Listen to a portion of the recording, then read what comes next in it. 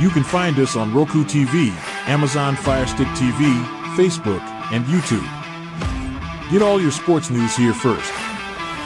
The daily podcasts are Ken and Ken in the Morning, Lions Talk with Smoking Jeremy B, Wrestling Roundup, The Big Football Show, and more, Shield TV, Lions Villain Report, and Red Zone Rant.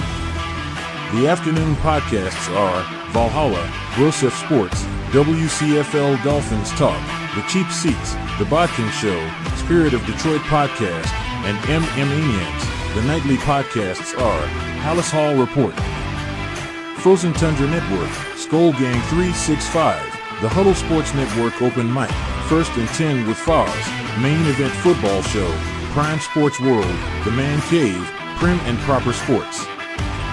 Spitballing Podcast, Lions Fan Cave Chat, Puckett, 313 Den Podcast, The Guys Huddle, Shots from the Sideline, Let's Talk Sports, The Michigan Truth Sports Podcast, Off the Rails, NFC Northeast, Power Hours, and Detroit Lions News. Make sure you follow, like, share, subscribe, and comment. Hope you like all the shows.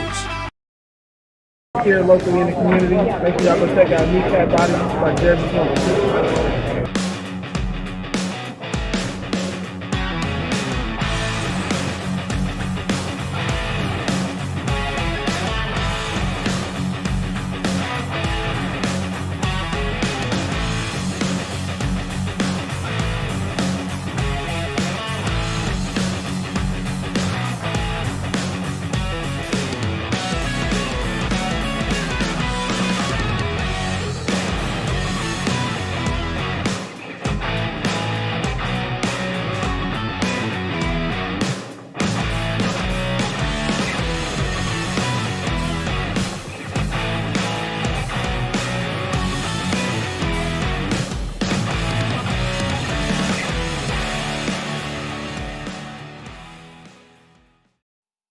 Good afternoon. It's your boy, Smoking Jeremy B here. But let's talk about it. Alim.McNeil got the bag last night. It makes him the third highest defensive tackle at 24.25 average per year. We know that's not how it's going to break down when the contract details come out. But he did get $55 million guaranteed. And I say a little bit. Matt Dunstall put a personal touch on Penei Sewell's contract by giving him the $58 million signing bonus. Did they drop the ball by not matching the guaranteed money to Alim's jersey number to give it that personal touch? That's what I'm wondering about, because I think it would have been really cool if it had been 54 million or 54.25 or 54.75 just to make it close to 55 million, because that would have added that personal touch like they did with the Penei Sewell extension.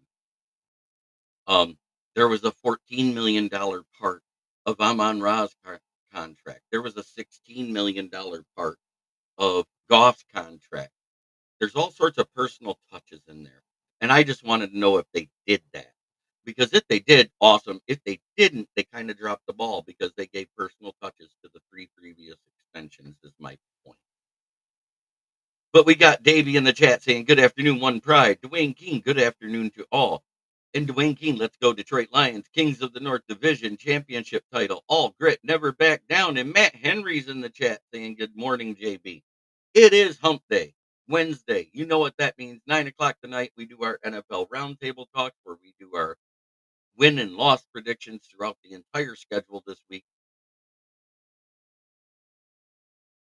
Ha ha ha. Yo, Jeremy harvested my garden Saturday. Fred Peterson says it's good to hear you able to talk, JB. Yeah, I know. I got a little frustrated. And you know what? I'm sick of waiting. He asked a question. I go to respond to it, and he goes, I'm not done with my take. Well, maybe I should be able to answer your question if you're going to say the same sentence 18 different times, because that's what I heard was the same sentence 18 different times while I was sitting there waiting. I got tired of it. At least when I bring a guest on and he gives his take, I do try to let them have their take after I ask a question, I make my question short and sweet and to the point so they can talk about it. That was what I was trying to get through to that guy.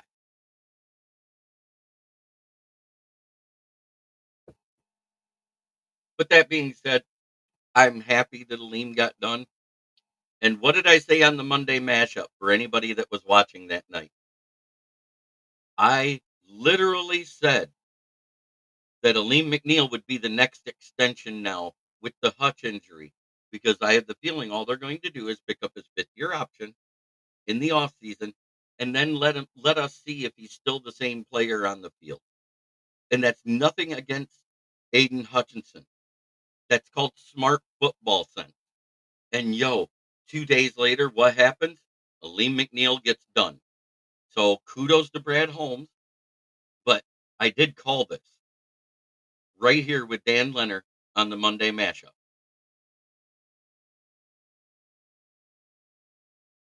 That's why I brought up my garden, Jeremy. Going to have 25 to 30 pounds after dry cure. Oh, nice.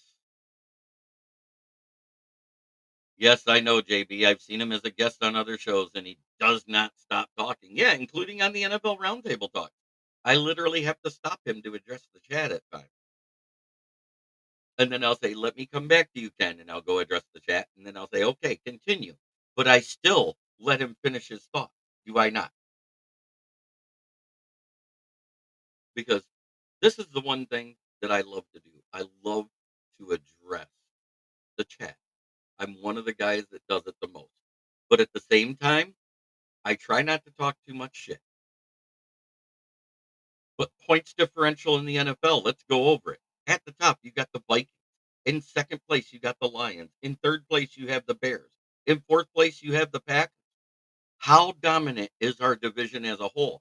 This is going to be a dogfight Sunday, and it may not be a high scoring affair. Both defenses have been limiting other teams to low points. Let's go see what the defensive scoring average is now for the Lions.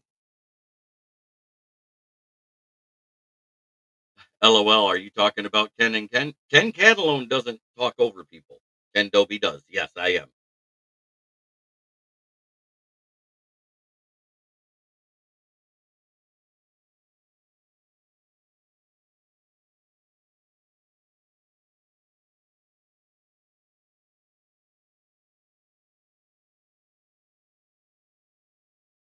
So let's see. This is according, that's yards allowed. Lions are 13th in total yards allowed right now.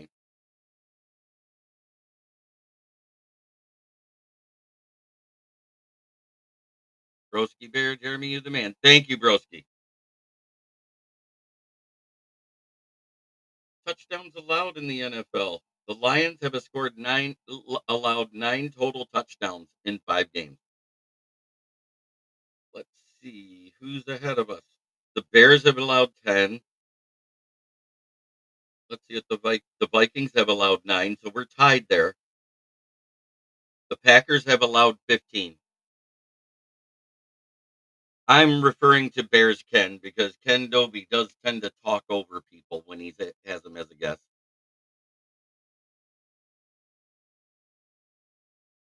Ken, the Packer fan, he at least allows you to say your take and then gives a comment on it. I like Ken Catalone. I like Ken Dobie as a person, but as a podcaster, I don't like how he wants to hear his own voice for at least 5 minutes a take. And then when you start to give your take, he goes, "I wasn't done," and I'm not going.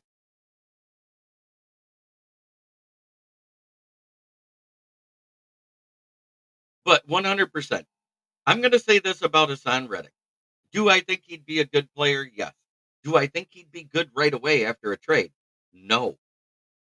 He's been sitting and holding out all off season, all regular season. I think it's going to be closer than that, Broski.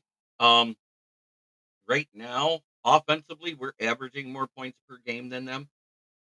They are right there with us. Yeah, there's only 17 points differentiating between the Vikings and the Lions right now as far as points differential. I think it's going to be a dogfight, and I think it's going to come down to whoever has the ball last. And I'm giving my realistic position. Only Packer fans I've ever got along with is Bearded Ken and Rob. You know what? Because they're real ones, they do show up even when their team loses. Ken Doby, he tries to puff stuff up in a loss way better, more than he should. I'm not trying to puff up a loss. Uh, I will say one thing: if you look at the yardage we put up against the Bucks in that loss, if you just cover up the scores, you'd have thought the Lions dominated that game. They had time of possession. They had more yards on the ground, more yards through the air, more first downs, more third down conversions, more fourth down conversions.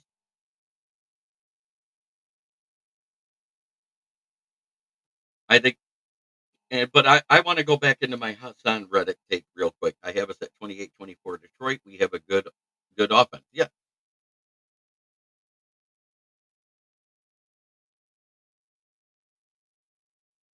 The game is indoors. U.S. Bank Stadium is a dome.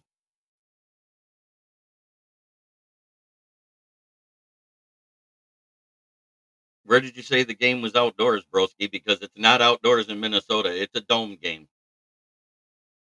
And Steve is a great Packers dude in the comments when he comes in. 100%. I love Steve.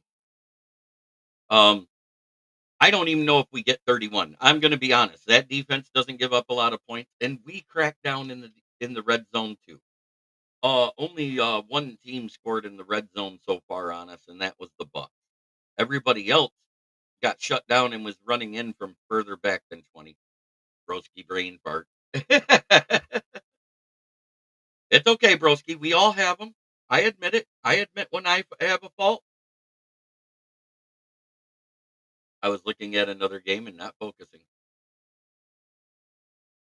Right, and this is what I'm saying. And Broski, I want to clarify. It's not outsiders we don't pay extensions to. It's people that prove themselves on the roster. When we trade for a guy mid-season, we have to see them do something in the season to give them an extension later. Just like when we traded for Charles Harris or poached Charles Harris from the practice squad of the Falcons. We didn't just sign him. He came in, he got 7.5 sacks that year when our defense was trash. You can't tell me it wasn't trash in 2021, but he was our biggest standout. So what did we do? We extended him. Unfortunately, he got hurt. It hindered his development with the team and in the scheme change, and he was never the same guy. But what he was still a leader in the locker room. He did more for this team in the locker room than Michael Brockers did for the team the entire 3 years he was here. So that is why I like Charles Harris. That's why I met Charles Harris in 2022. It's why I still have him on my intro. I respect Charles Harris, the player. Does that make sense how I worded it? I hope it does.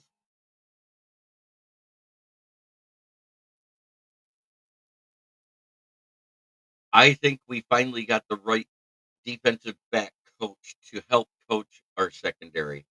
Um, I still question if AG is good with secondary, and I'm not going to give him all that credit.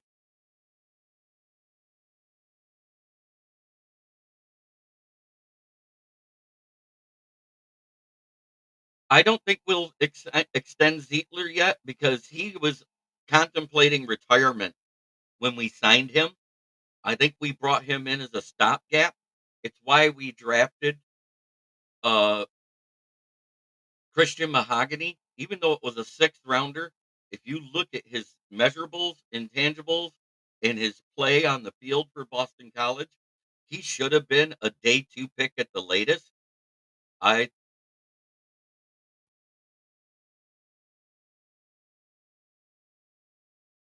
Yes, sir. And I want to get into this about Zietler. I think he was brought in as a stopgap to let Mahogany develop. Now that Mahogany is off the pup list and finally practicing with the team, you may see him come into games late to get his ears wet, get the wet behind the ears dried out in an NFL game in the league. As a matter of fact, I no, he wasn't in Dallas because he wasn't on the active roster yet. He was just activated from the pup list for the 21 day to get to the 53. So I want to be clarify on that. But he's finally practicing. That's the important part. I hope that makes sense on what I'm saying about Christian Mahogany. I think Christian Mahogany is our starter going forward next year. That's just me. I think Coyote Awasika is an excellent backup to Glasgow, and we extended him, so I don't see him going anywhere. We extended everybody so far. Ragnell's on the roster till 2026.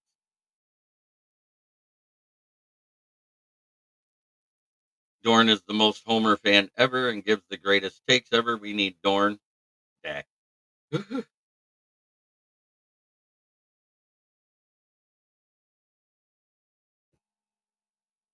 And true, plus I keep forgetting about Coyote Awasika, who has played very well when in.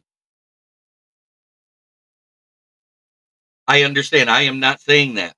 What I'm saying is Hassan Reddick has sat out all off season not working out. He has held out all regular season without taking a regular season snap. That is why I don't think he is the guy that puts us over the top. I would rather take and trade for somebody who is being semi-productive in season and a chance of it either going great or falling apart than going for a guy who's held out expecting a bag when he hasn't even played a down for the team. Does that make sense, Broski Bear?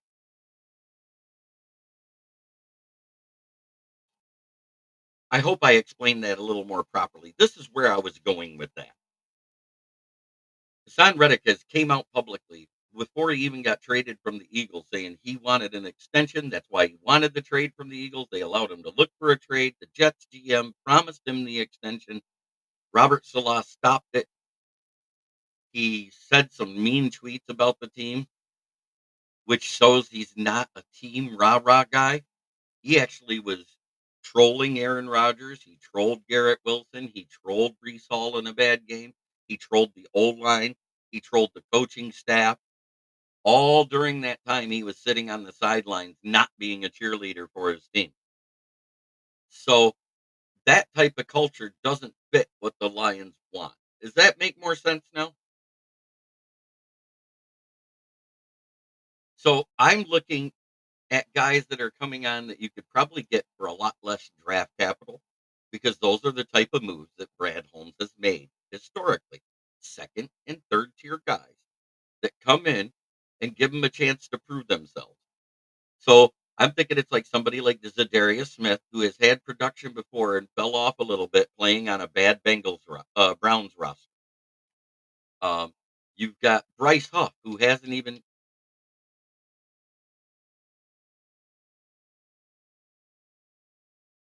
There we go, Broski. Now you get where I'm at on it.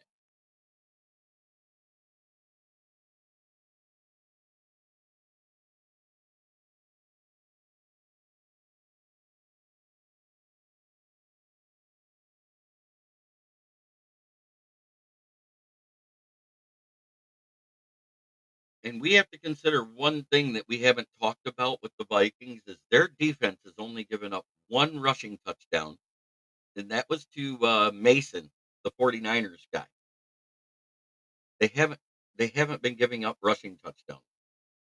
The Lions have given up 5. That's 1 per game. But guess what? They didn't get any rushing touchdowns in Dallas. They didn't get any touchdowns, period. Right. And that's what I'm getting at. With the Jags being sellers right now, Trayvon Walker, their first pick overall, they're talking about letting him go and trading him for a late day 2, early day 3 pick. I would almost be willing to give up our 5th round pick this year and next year's 3rd round pick to get Trayvon Walker on the 4th year of his rookie contract, be able to pick up the 5th year option with Hutch and see what happens. Because if he doesn't do well, you don't pick up the 5th year option and he walks. It's his 3rd year. Does that make more sense to you, Broski Bear, doing a move like that, getting somebody who's on the come up, who's actually starting to live up to his potential, but on a team where they can't afford to give him even the 5th year option because they overpaid their quarterback so much? and they're selling, I think we could get that deal. A fifth and a third, spending. A fifth this year and next year's third. I think that would be a good deal. I do, because he was a former first pick overall due to his potential. He was who Trevor Belke fell in love with. The owner wanted Hutchinson, and the coach wanted a quarterback. Remember that with the Jaguars that year? Or they wanted a wide receiver, excuse me.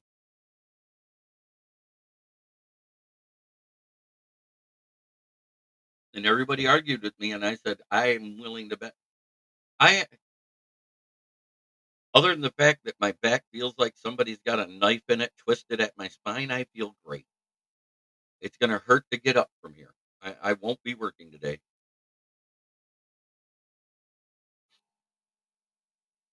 Oh, I agree, Fred. I'm just pointing it out that defense has been shutting down run games. The first rushing defense is the Ravens, but they've given up 5 touchdowns. The second rushing defense is the Vikings. They've given up 67.2 yards on the ground and 1 touchdown through 5 games. The Lions, 83.2 yards at third place and 5 touchdowns. The Steelers are fourth, 85.5 yards and 2 touchdowns. And one of those was the Cowboys. The Chargers, 97.2 yards and 2 touchdowns. The 49ers, 101 yards, 5 touchdowns. The Packers, 110 yards per game, 4 touchdowns. The Titans, 118.8 and 3 touchdowns. The Bears, 112 and 6 touchdowns allowed. The Titans, 108. I already did that. Buccaneers, 113.3 and 8 touchdowns allowed. This is where I was mad about the Bucks game. We got to the red zone and we got pass happy, which is why they were able to shut us down in the red zone. That's why we were 1 of 7. So if we'd have ran the ball, we probably would have scored a touchdown in the red zone. Jaguars, 113.3 and 7 touchdowns. The Texans defense, 113.8 and 4 touchdowns. The Giants defense, 116.3, but only 3 touchdowns. The Eagles, 123 yards, but only 3 touchdowns. The Jets, 124.2 and 5 touchdowns. The Dolphins, 125.8 and 8 touchdowns.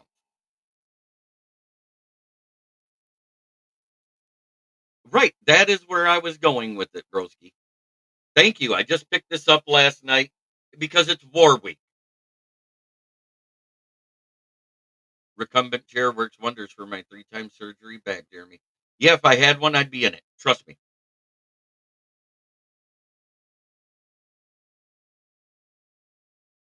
Every week I try to pick up one shirt so I can look sharp for a podcast. And today it's war week. It's the NFL roundtable talks tonight. We're gonna go over everything. But let me get back to players on that second and third tier that I think Brad Holmes will try to target.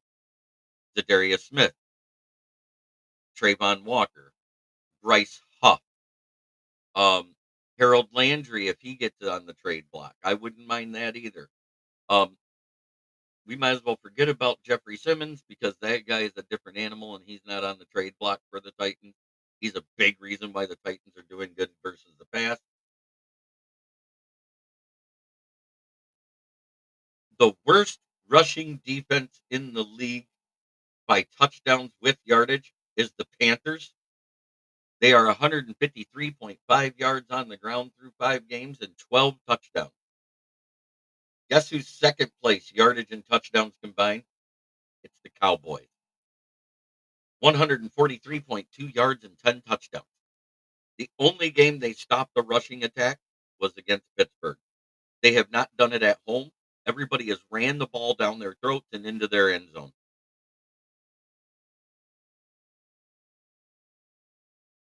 Yeah, and he's not on the trade block either.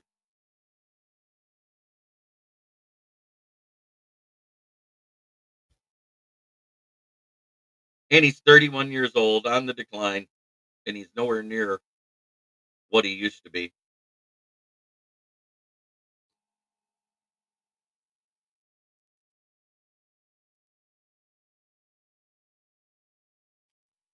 and he doesn't stop the run.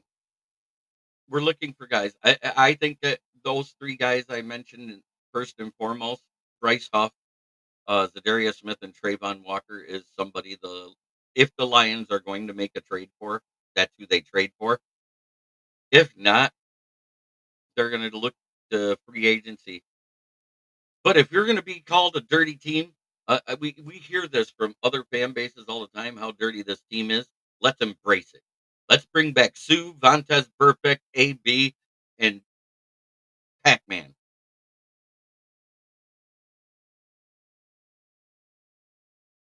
Yeah, exactly, Fred. I think Clowney is just content with being home.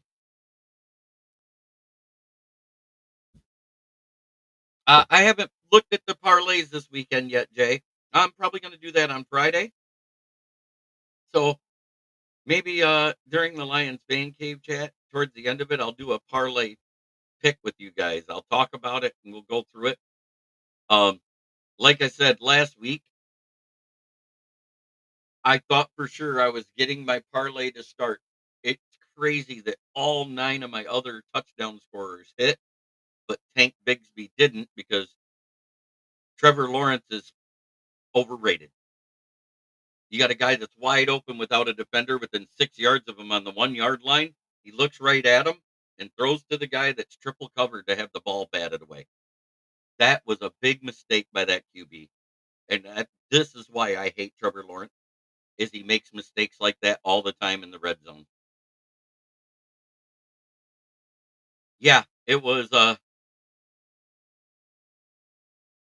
I missed 400K on the first game in the day because that didn't hit. And of course I tracked it just to see, and all 9 of them hit. I couldn't believe it. Even the defense I picked scored a touchdown.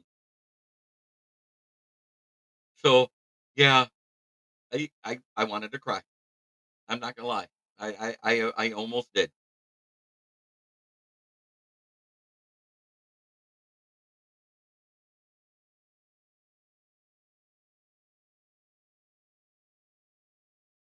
Conrad Dobler time. Forget the real bad guys.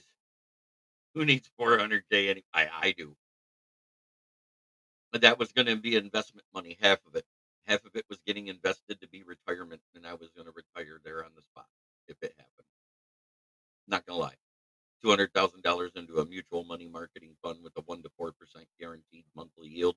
I was going to live off the interest the rest of my life. So I'm going to try to do the same thing again.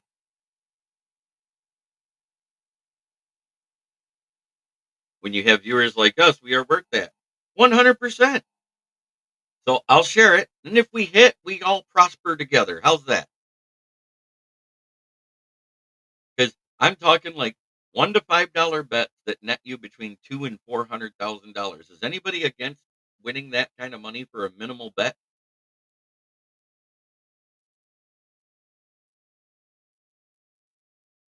I'm talking about guys that could actually play right now. Sue is not filed as NFL retirement papers. And if we got Sue on the inside, that would make Levi on Wuzuriki be able to stay on the outside, filling in on Hutchinson's side. And we could do the rotation on the other side.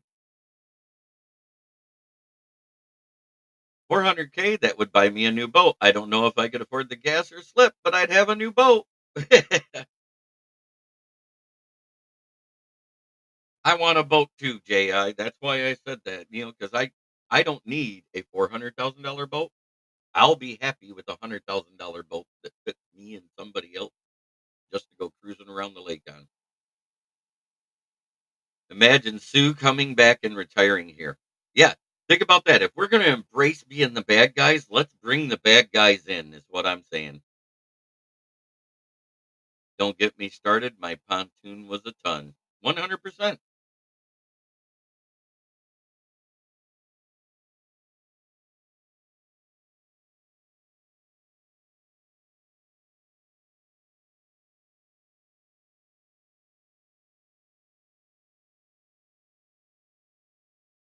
Right?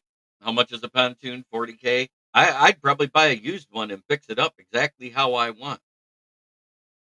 The Lions pontoon party pontoon would be happening with a waterproof TV that swings down from underneath the wood deck you can dive off of, with a mobile hotspot so I can get out there in the middle of the lake and podcast. What do you think about that, guys? Podcasting from the water in midsummer.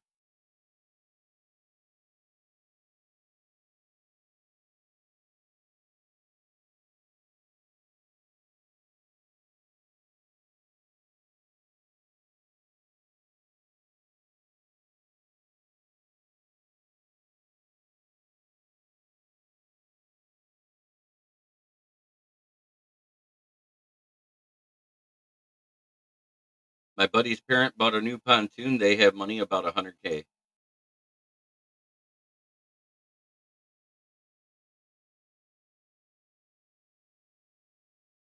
Yep, and with 15 to 20,000, I probably get me a mobile podcasting one. Do one of those little tiny home type things. Build it myself. I like building things.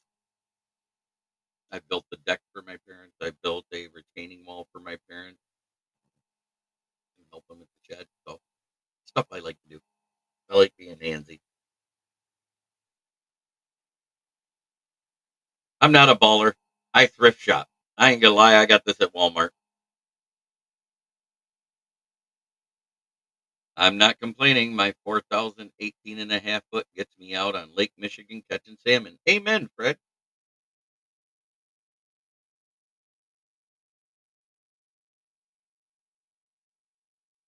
I like the low key ball. I don't like to pay full price on anything. I use it a bunch. It is Michigan though, 100%.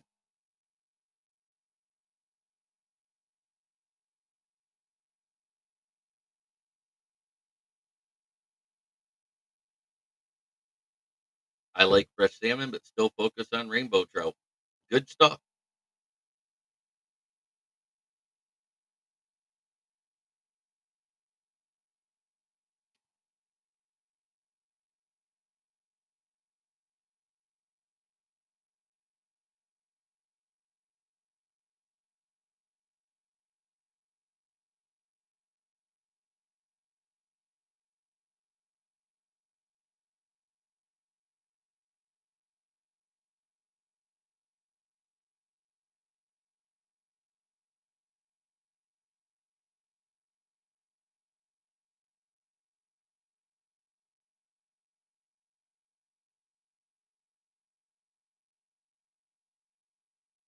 Well, yeah, you're in Carolina. So, Jeremy, quick question about college football. Alabama, what's your take? They won't be as dominant as they have been. I think they are on the way up, but I think Milrose a little overrated. We saw that when Vandy took them down. So, but if you go to Walmart.com, this shirt will be available, and you can have it shipped to you, Ji. I think on in the store I paid $18. I shop at Sierra Trading Post now. They are price good and good are name brand clothes. I found a really nice pair of shorts there in the middle of summer. They were $14. Look them up online.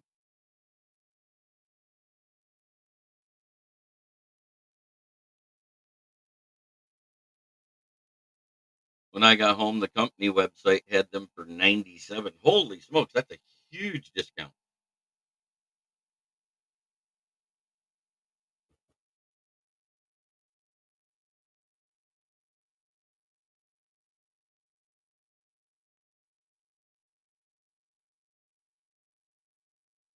Everybody thinks like Alim.McNeil was on a vet deal and that this is going to clear cap. I don't see how it clears cap this year.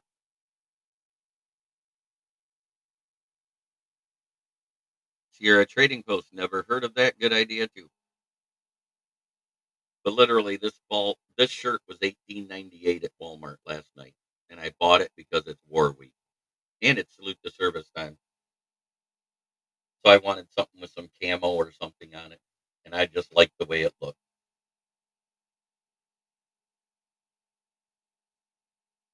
So tonight we will be talking specifically about the Lions versus Vikings.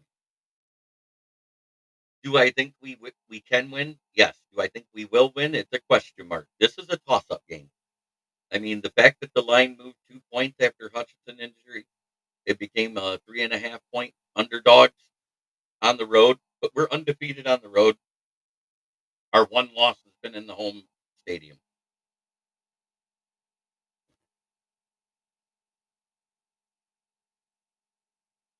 We're 2-1 at home and 2-0 on the road.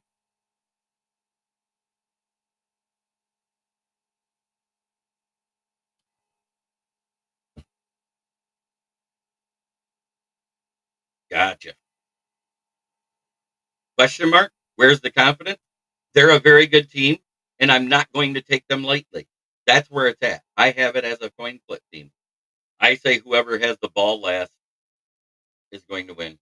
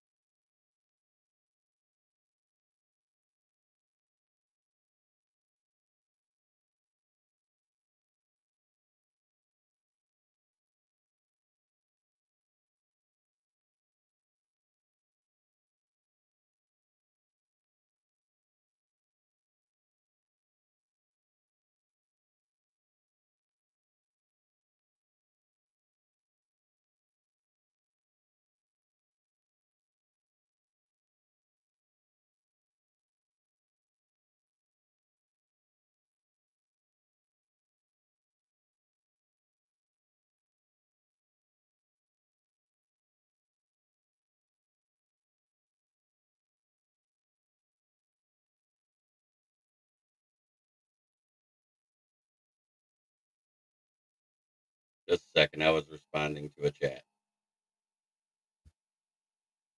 Fred Peterson, who is right now, whoever has the ball last is going to win. Jeremy with the good predictions. Go Lions.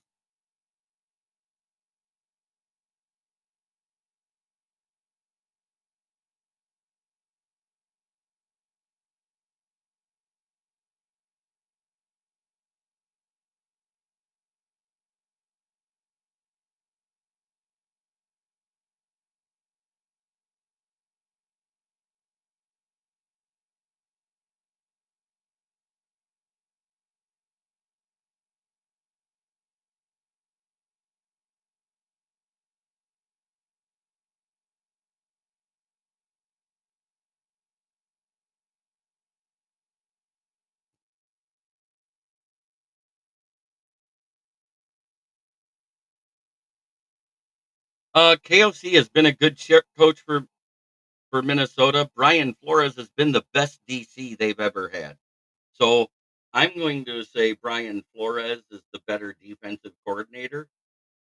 AG is probably the second best defensive coordinator in football right now. And I give him credit where credit is due. We are playing better defense this year than we've seen in the past 3 years combined.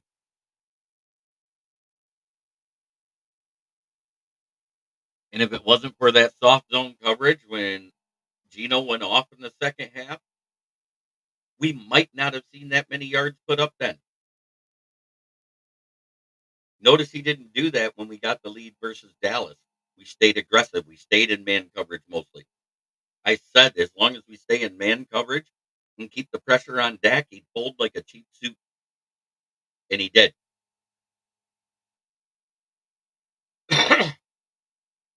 Now, I do want to admit, and I want to get your guys' opinion on this. Hutch had 7.5 sacks officially, is what they said he had, not 8. And the rest of the Lions' defensive front seven has 7.5 sacks. Hutch led the league with 18 pressures individually. The rest of our defensive line had 24. QB hits. Hutch had 10. The rest of the D line and linebackers had 14. That was also league leading for Hutch. So if you look at that and the fact that last week Hutchinson alone had a 68.5 pressure win rate, so did the rest of the defensive front seven versus that good O line from Dallas. So with that being said, was the rest of our D line being overshadowed because Hutch's stats were so good? It shows me that the defensive end by committee and the defensive tackle by committee was working. Well, we saw that with the Jets. The Jets damn near pulled it out if it wasn't for Aaron Rodgers pretending that that corner was Kirby Joseph at the end of the game. Underthrew it right to him. So say what you say. Uh, I give credit where credit's due. Minnesota's been good, and that defense carried through when Darnold didn't have his best game. Does anybody disagree with that statement?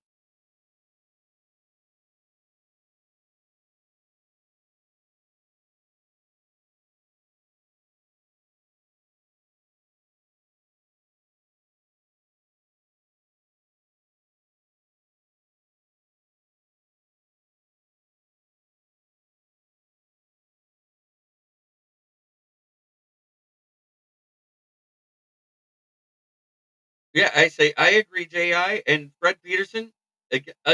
Hutchison.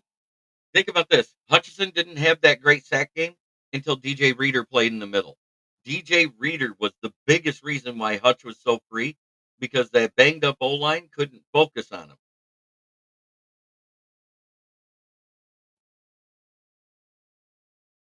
And speaking of which,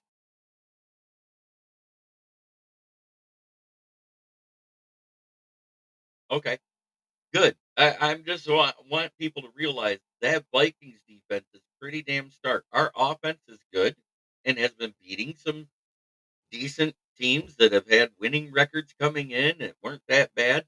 And let's not forget, out of those 10 touchdowns that the Cowboys have given up, two of them were Detroit. So take that into account. They didn't give up a rushing touchdown to the Steelers, I don't think. I'd have to look at the box score. Maybe Najee got one close, but I know. Kirby is in his third year. Next year is his fourth year. So they don't have to do anything till next off season or even after that season. But I had the feeling they'll get him done in season next year because he'll be in his fourth year.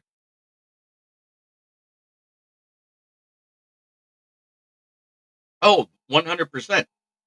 That's why I mentioned this, Fred. That's why I said a second or third tier trade option in the defensive end room makes more sense for the Lions than going for like the top players out there. It seems like every year we have a couple of QBs step up early and then they fade over the season. I think Darnold will be one. Change my mind. I don't want to change your mind. The biggest question mark coming into this season with Minnesota was their QB. Would Sam Darnold be good? And so far he has been. So until he isn't consecutively, he had a bad game, yes. But was he bad? No, he hasn't been bad all season. So until it happens with a consistent thing, you can't count on Darnold being bad. That's my point, Ji, because I think he's been doing quite admirable.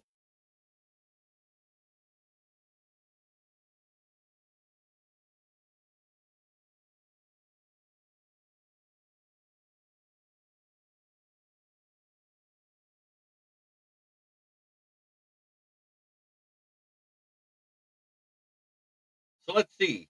Passing yardage leaders this year. Geno Smith was 1778.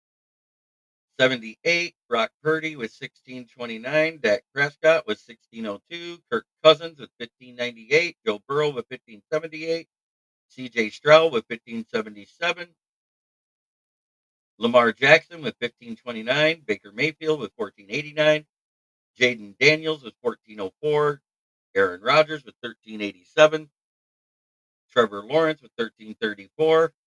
Jared Goff with 1330. Caleb Williams with 1317. Matthew Stafford with 1238. Patrick Mahomes with 1235.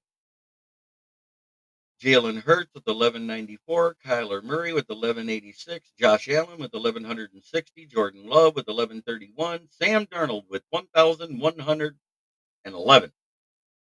Justin Fields with 1106. Bo Nix with 1082. Deshaun Watson with 1020. And Gardner Minshew with 1014. Yes, our division looks so scary. 100%. I mean, think about it. All these guys are up there. Jordan Love playing only being 2-2 in 4 games so far with 1,131 yards. That's a lot of yards for only 4 games. Because Sam Darnold's played 5 passing touchdowns. Let me get to that.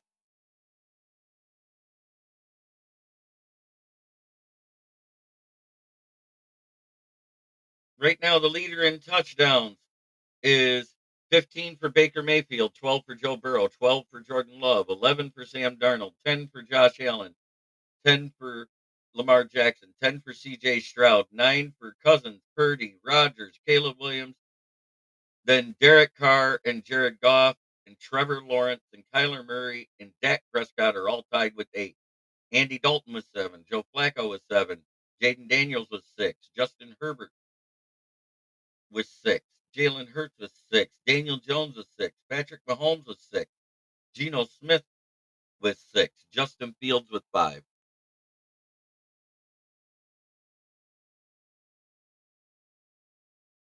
I'm not saying that, Brent.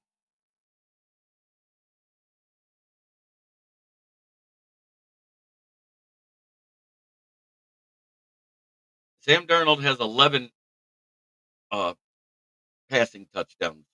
That's 3 more than Goff. Caleb Williams has 1 more than Goff. Yeah, everybody wants to trash Caleb Williams, and I've said he's been benefiting from a weak schedule and developing just fine. And that could be a problem come later in the season. By having the weak system early with that weak schedule, playing against weaker teams with weak defenses, it's going to give him the confidence that he needs to be better at that read and react that everybody says he can't do. Uh, David Barnett, you're absolutely right. But the problem is we only got 2 weeks until the trade deadline.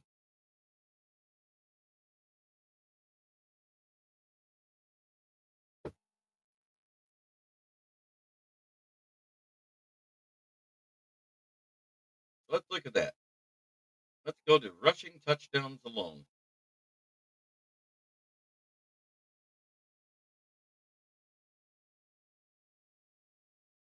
Derrick Henry is leading the league with 6. Alvin Kamara, David Montgomery, and Kyron Williams are all second with 6. Uh, Justin Fields and Brian Robinson, Kenneth Walker III have 5. Saquon Barkley, James Cook, Jaden Daniels, Jonathan Taylor have 4. Josh Allen, Chase Brown, Zach Charbonnet, James Conner, J.K. Dobbins, Jameer Gibbs, Roshan Johnson, Jordan Mason, Alexander Madison, Jeremy McNichols, Bo Nix, Tony Pollard, Bion Robinson, and Ramondre Stevenson are all tied with 3. So 6 plus 3 is 9. That's pretty impressive.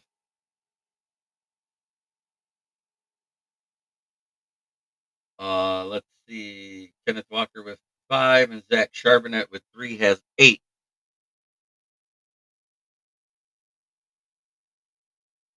Caleb Williams is going to come down big time. Just needs to play some good teams. We'll see how much confidence will carry him. Um, he's gotten better every week. You can't say he hasn't. He's making better decisions every week. Um, I'm calling it like I see it. I'm not saying he's going to be great. I'm just saying he may not be as bad as everybody wants him to be. I'm trying not to be a homer. I'm being objective and looking at everything. But back to passing, I want to see about completion percentages with enough attempts.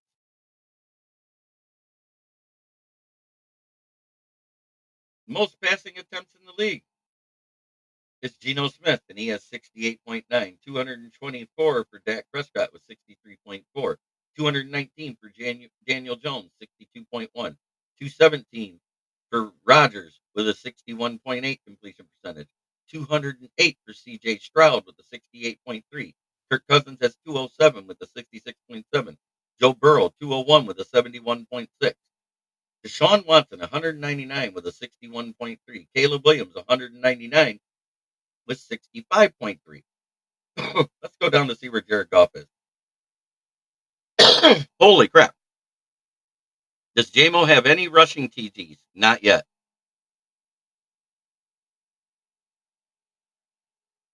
Thank you, JI. Does JMO have any rushing touchdowns? I don't think yes. Though I agree, JB is still a rookie and is developing. I believe him being a rookie will still cost the Bears a few games yet this season. They started that early. Remember, it cost them the game versus the Colts, and it cost them the game versus the other team. Have a great day, JI. And before you go, because everybody loves it,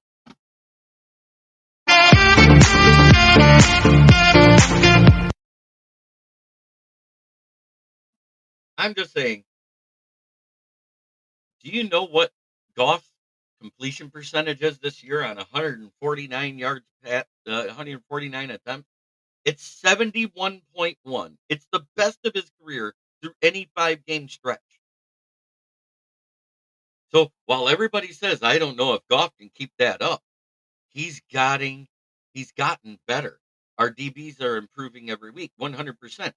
Know what you didn't see last week that everybody was complaining about before the bye week? What did everybody complain about? And I was the one that called this out.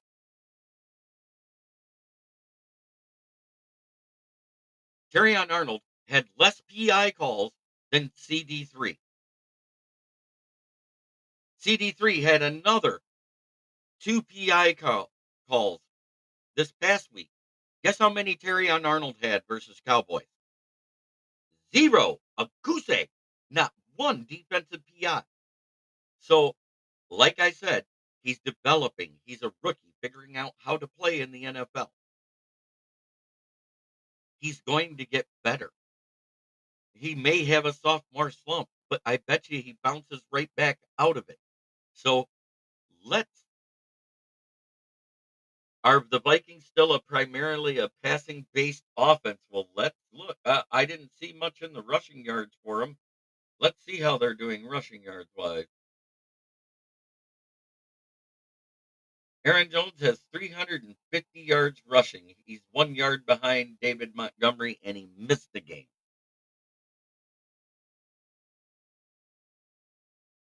Jahmyr Gibbs has 348. How crazy is that?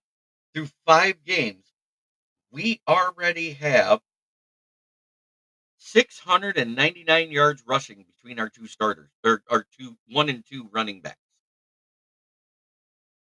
and 9 touchdowns. Put that into perspective.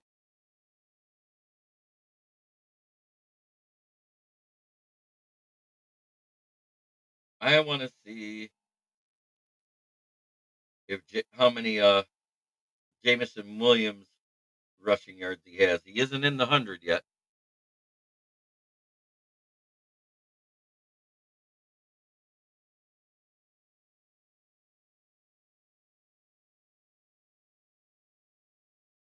He isn't in the 50s.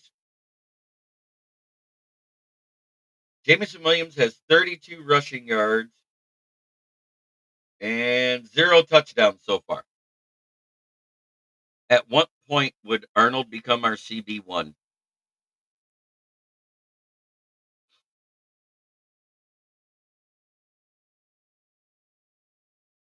Amen, Brent DeWitt. I believe that too. But it is that time for me to start talking sponsors. And bottom or top, where do you want me to start?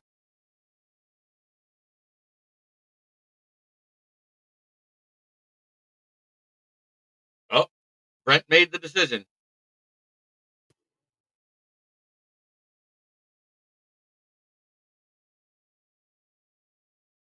Wrong one. There we go. And at the bottom of the division at 4-2, with the most point differential given up this season. It's FTP. Let me try to do it for you in Leonard's place. Fuck the Packers. Not as good as him. In third place with a 4-2 record and the third most points given up in the division, it's fuck the Bears.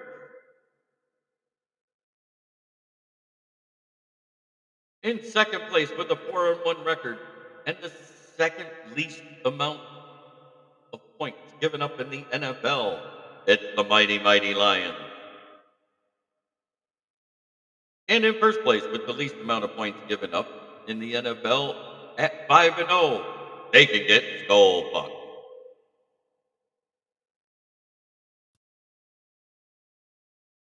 No, no, no, no. I just wanted to do that part. Yeah,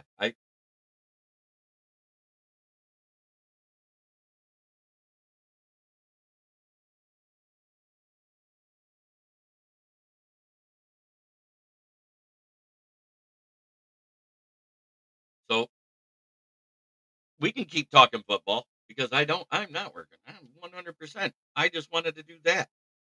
I got to make sure that there isn't another podcast going on. We got 52 people watching. I don't care where you're watching from. Make sure you give a like. It helps the algorithm with whatever social media network you're on. If you like what you see here, and if you want to share it with other Lions fans, please feel free. Go right ahead. Share it into every group. I'm trying to be the JMO Mayfest faced the first corner faster than him. Okay, cool. In that case, fuck the Packers. Yeah, Von Doom style.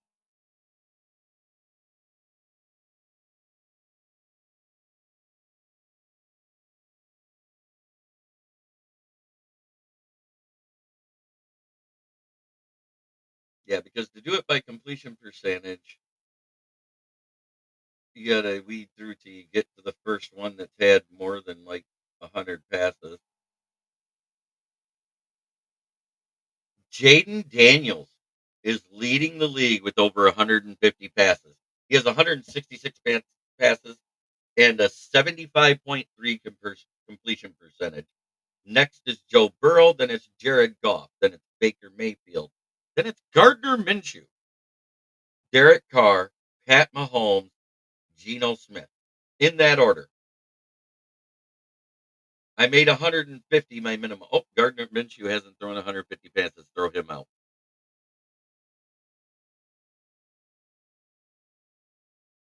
And I'm hoping some breaking Lions news comes out.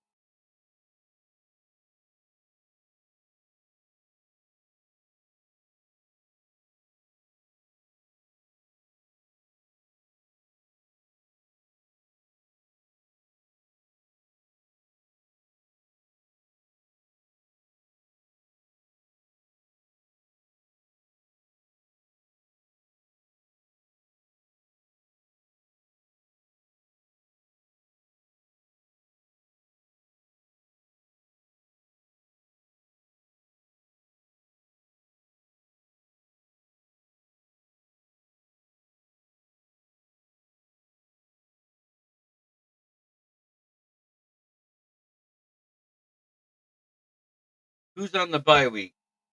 Cow bitches and who else? Let me look for you. Oh, yes. Oh, that's funny. Cow bitches.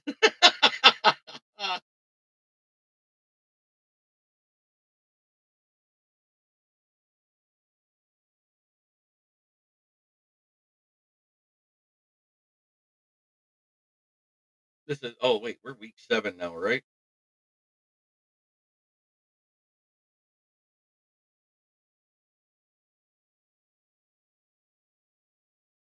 There we go. All right. The buys are Chicago and Dallas.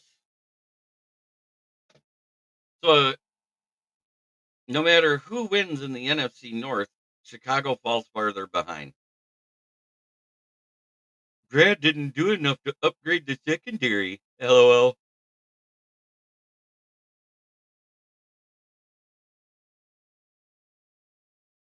Uh, well, I'm going to beg to differ with you, Brandon Cat.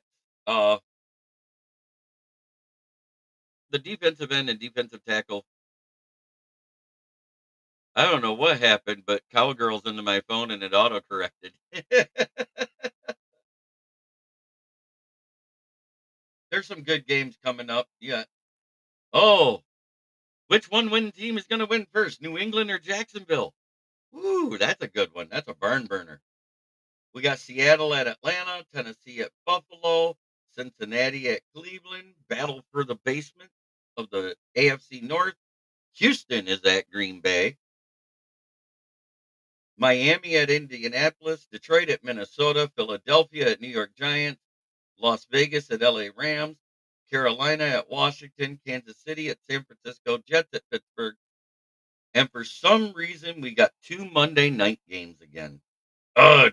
Baltimore at Tampa Bay and LA Chargers at Arizona. That's our slate of games this week. Only two teams on the bye week this week.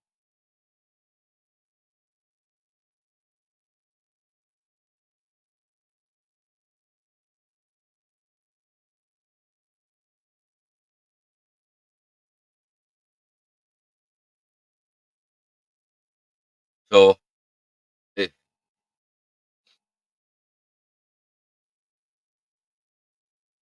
I don't know. We just held a team that had one of the best passers last year to the lowest amount of yards he's ever thrown for.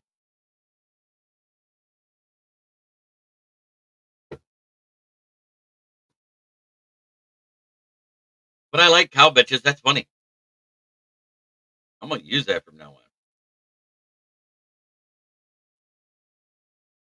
But they're off our schedule and they have been denied a win.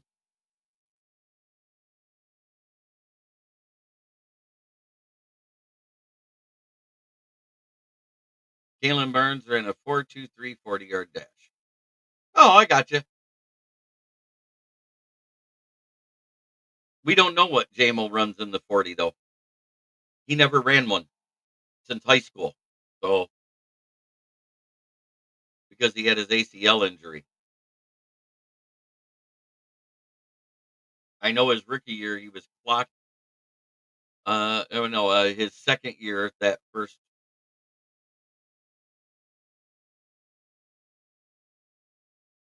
Oh, you guys hope so.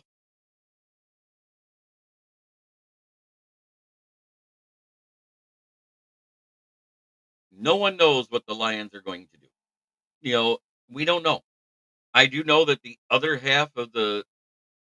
part of our defensive line hasn't been as bad as everybody's making it out as, because we do have the same amount of sacks that Aiden Hutchinson had through 5 weeks. We do have six more pressures than he had individually.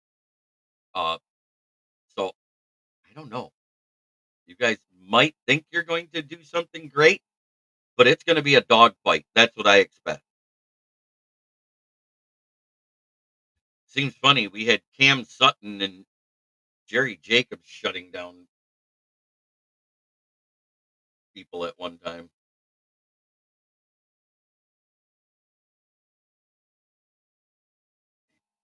Derek Barnes is working out, holding his baby today.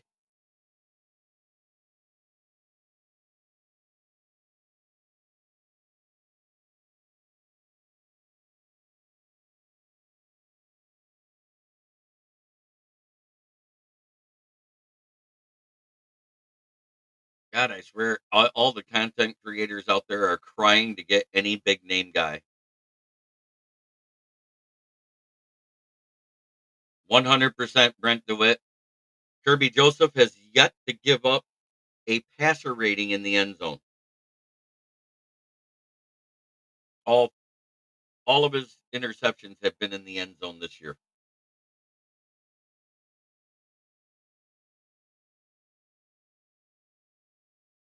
Brian Branch picked off one that was headed for CD.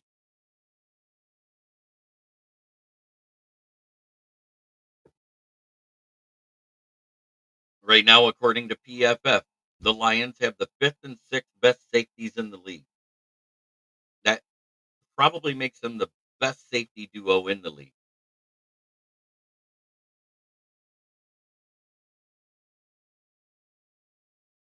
Not taking anything away from Xavier McKinney. He's number one. That's the Packers guy. In fact, let me look.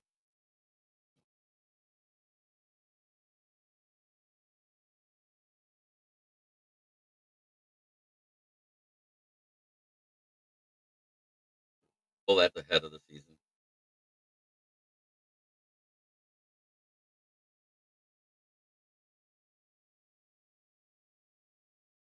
Looking for everything.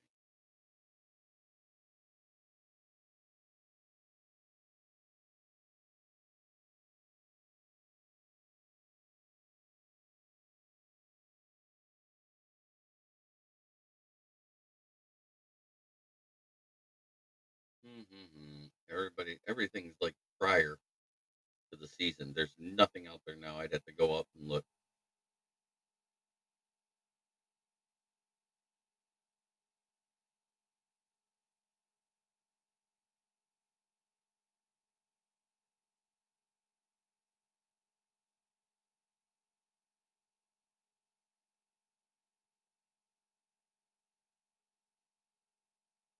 According to Broski, the Bears have the best safety duo. I saw that.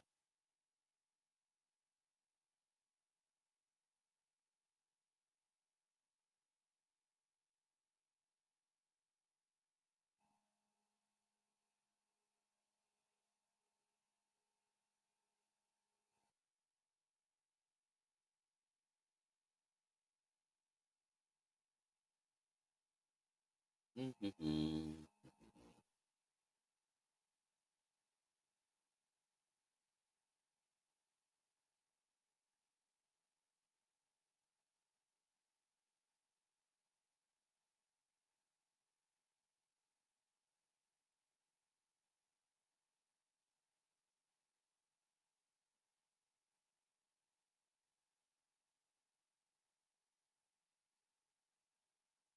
Not according to PFF, Broski. According to PSF, the best safety duo in the league is the Lions. They have Kirby Joseph at 5 and Brian Branch at 6. Bayard is 8 and Brisker is 12. So that kind of puts holes in what you're thinking.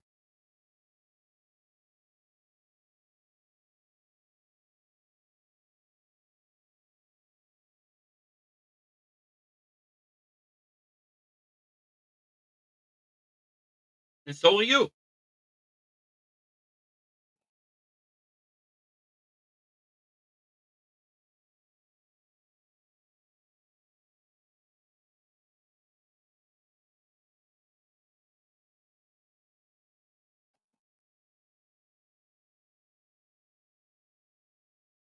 Yes, we're having an extended edition. I don't think there's a 1 o'clock show coming up. Let me double check restream real quick. If there is, I got to hop off.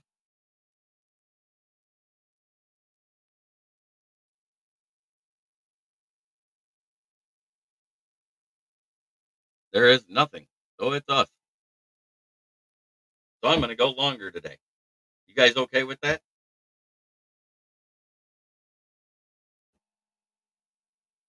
Besides, the longer I'm sitting here, the more relaxed my back gets.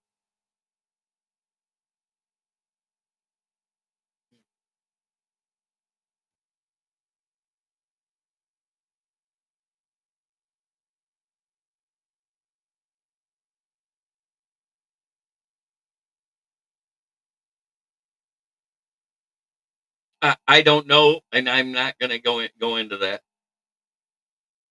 I wasn't. I'm not talking about with what PFF says about certain things.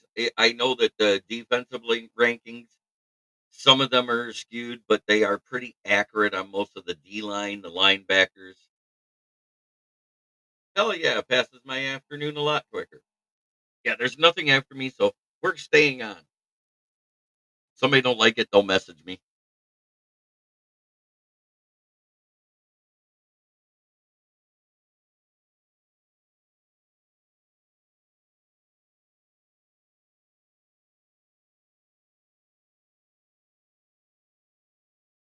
And if the Lions do make the trade for Reddick, guess what?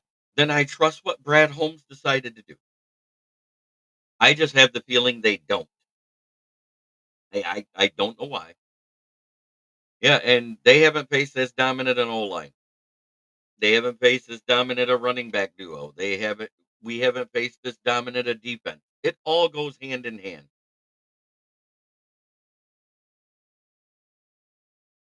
They hit Goff on pass block. When did he block for a pass? I don't get it. Oh,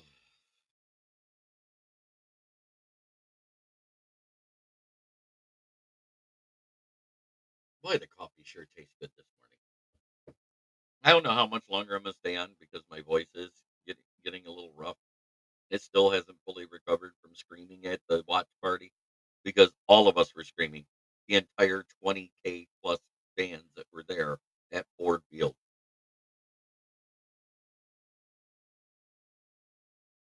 Hey, Fred, did you see that towel?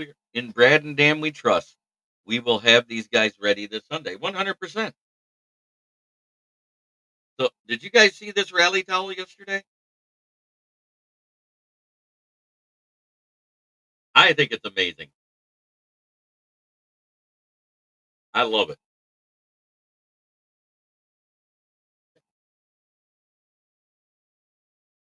And of course, there's my new trash receptacle for the bathroom or for the bedroom here.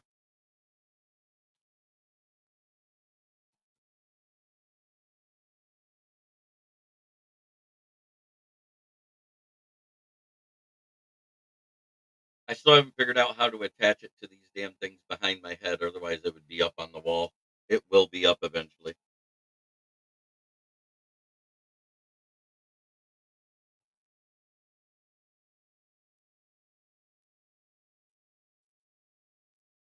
Yep, it is a key matchup. Right now, we've been winning against good defenses when Ben Johnson schemes something up, and I'm quite sure they have been. They didn't look past the Cowboys, and we're not going to look past the Minnesota Vikings. We're taking it 1 week at a time. It's like it says on the picture in front of Ford Field right now. Hillary says it takes more fight, more heart, more grit. It sucks that we lost that guy right there. It really does. It bothers the hell out of me. But you know what?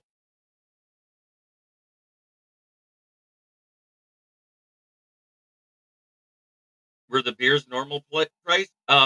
We actually have some of the cheapest beers in the country at NFL stadiums. They were under the pops were ridiculous. A 20-ounce pop was 7.50 plus tax and deposit. And the beers I think were under $10. I think they were around 8.50 to $9, depending on whether it was an IPA or not. Compared to some other places, I heard that the beers are $12 to $15 a piece at other stadiums, unless they run a special.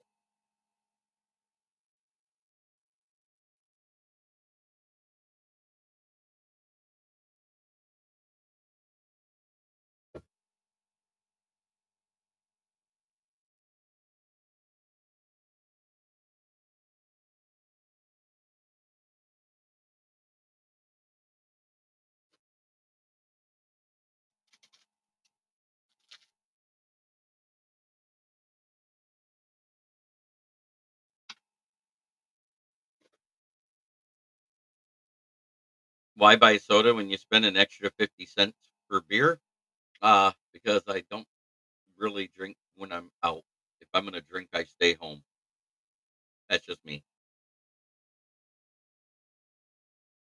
Plus, with taking an hour and a half to get home after a game, you don't want to be drunk driving.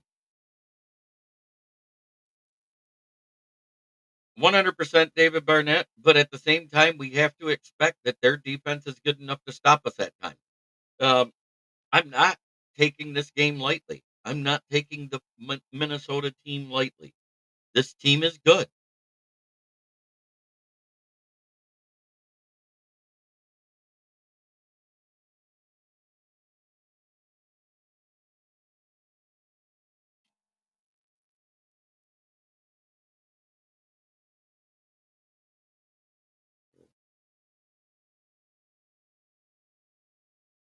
Let's see. Carolina Panthers. Jonathan Brooks is designated back to return to practice. Jaden Tremundy was designated to return, and Sam Franklin was designated to return. Cincinnati Bengals. Raymond Johnson III was signed to their practice squad. Safety for the Browns. Juan Thornhill is returning. Green Bay Packers had some signings. Mark Knowles to the practice squad, and Brandon McManus officially signed with the Packers team, announced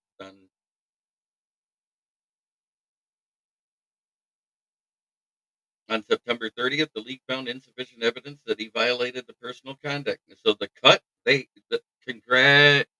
congratulations. Braden Narbison was let go. For the Packers, they picked up Brandon McManus.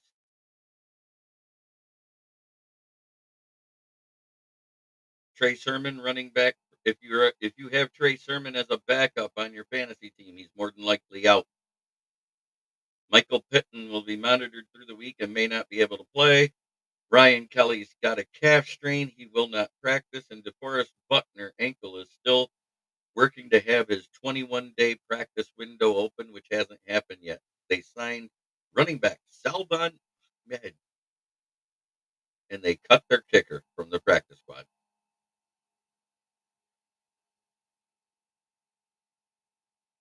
So Neighbors is returning to practice, but with the red non-contact jersey, because that.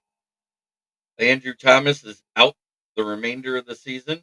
Dexter Lawrence won't practice because he has a hip, and Brian Burns has a groin pull. He went to St. Tappy's. Devontae Adams was a full participant today. DJ Reed is not practicing, and Michael Carter II isn't practicing. Atatenko Agunde, linebacker, signed to the practice squad, and Craig Young signed to the practice squad for the Steelers.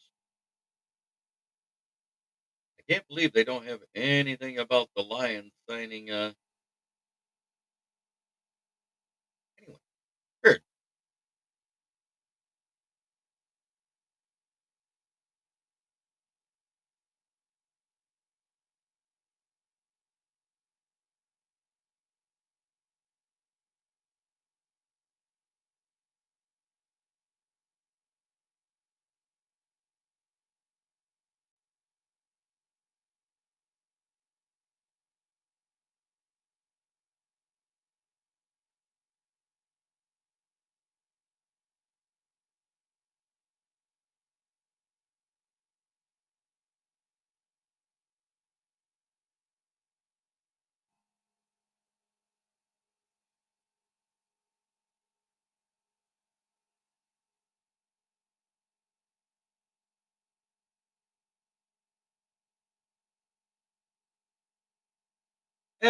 Davenport's been out, so Barnes has been out. Pico is new. That's a new injury. Hutch and Pico are the ones that hurt. You can say that Davenport hurt, but literally Hutch was still being productive without him in the lineup. Barnes being out gives the chance for Trevor Nowaski to be out here. I'm gonna look at the IR now.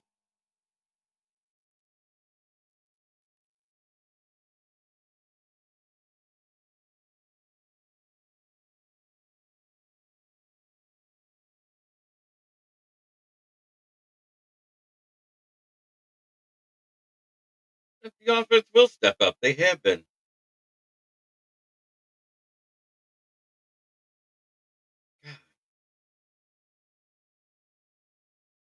Trying to find the injured reserve list for a team right now is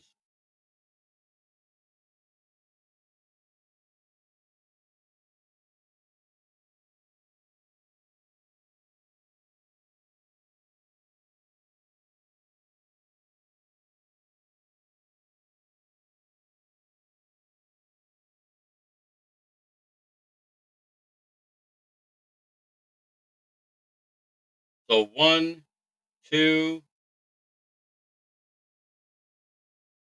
3, 4, 5, 7. Roderick Martin is coming off the injured reserve. Mosley's still on there. Traquan Smith, Antoine Green, Connor Galvin, Leighton Inn, Nite Mutai, and Michael Badgley.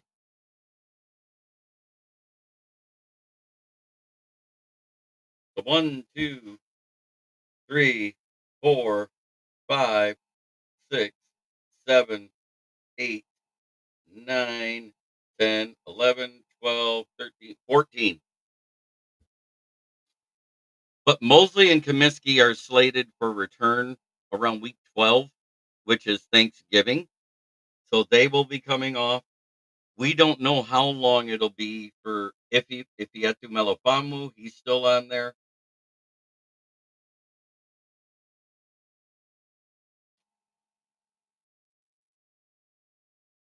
And he was just placed on the injured reserve 18 days ago. So this is his third week on the IR. It's at least another week for Iffy. So he will be out past next week.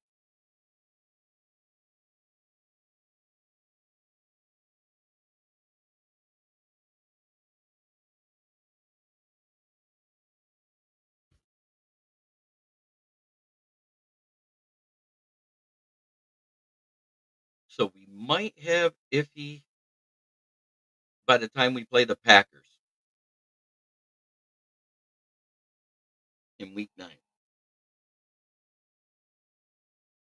And what I'm saying is they're going to evaluate our defense on what it does Sunday versus Minnesota. And if they think we need to add somebody, that's when you'll start to see all the trade stuff heating up in Detroit, where Brad's actually calling people.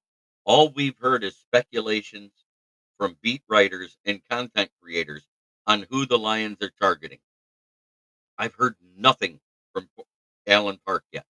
So until I hear it from Allen Park, I take it with a grain of salt. I shoot them all down. I still think a second to third tier defensive end is who we end up targeting because that's kind of the guys that Brad Holmes targets. Guys that have to prove something, that they want to be a part of something and get coached up. That's what happened. That's why we've seen Charles Harris have a good season. That's why we've seen John Comiskey have a good season. That's why we've seen Julian Aquara actually do better than his brother last year.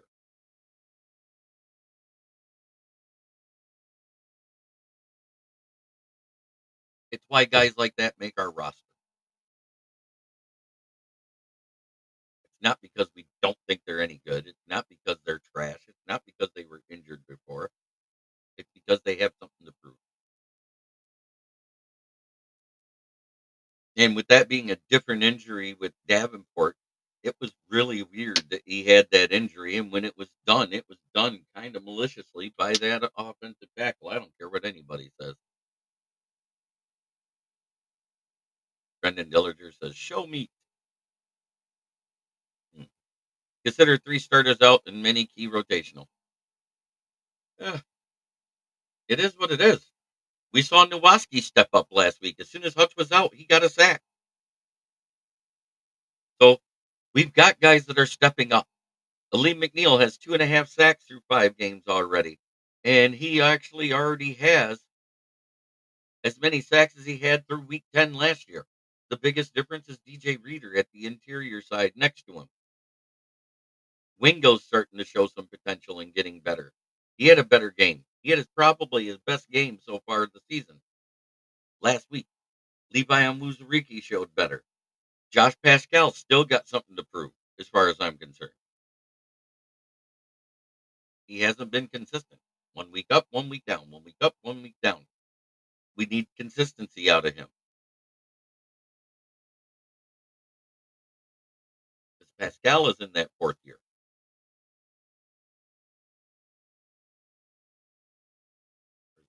Yeah, either way. It's his proving year. Levi's in his 4th year, that's right. Barnes is in his 4th year. Jared Goff has great size. He's actually been doing quite well.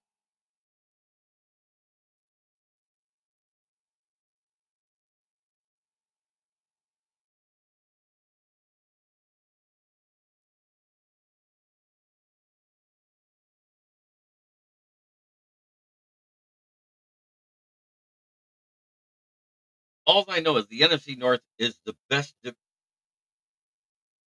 division in football right now, and it's not debatable.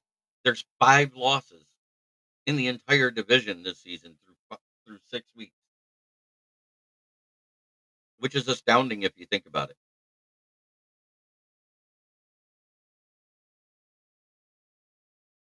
But as we come into the meat of our season, this will be our biggest test yet. We said going into Dallas and winning was one of our biggest tests. I expected it, but I didn't expect to see what we just saw. We laid the smacketh down on the Cowboys in that bitch ass roster. And we were still laying the smacketh down once Hutchinson went out of the game. Because remember, he went out with 12 minutes left in the third quarter, 3 minutes into the second half. We gave up 9 points in the game.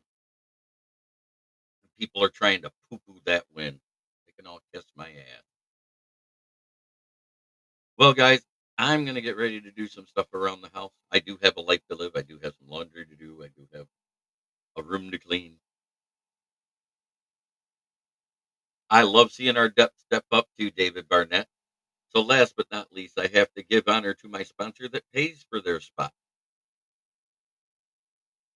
It 100% is Brandon Service right at the corner of South Grand Traverse and West Atherton Road, 602 West Atherton Road. Right here in Flint, where the water's shit, but the tires are good. Stop in and check us out. Used tires starting at $45 and up. New tires starting at new tires. Call to get your quote 810-233-8230. Talk to George, Red, or myself. We are open 9 to 6:30 daily, Monday through Saturday, and 9 to 5:30 on Sunday. 7 days a week, we have your tire needs. And as always, try every day to be a better person than you were the day before. That's the only way to make the world a better place. It starts right here.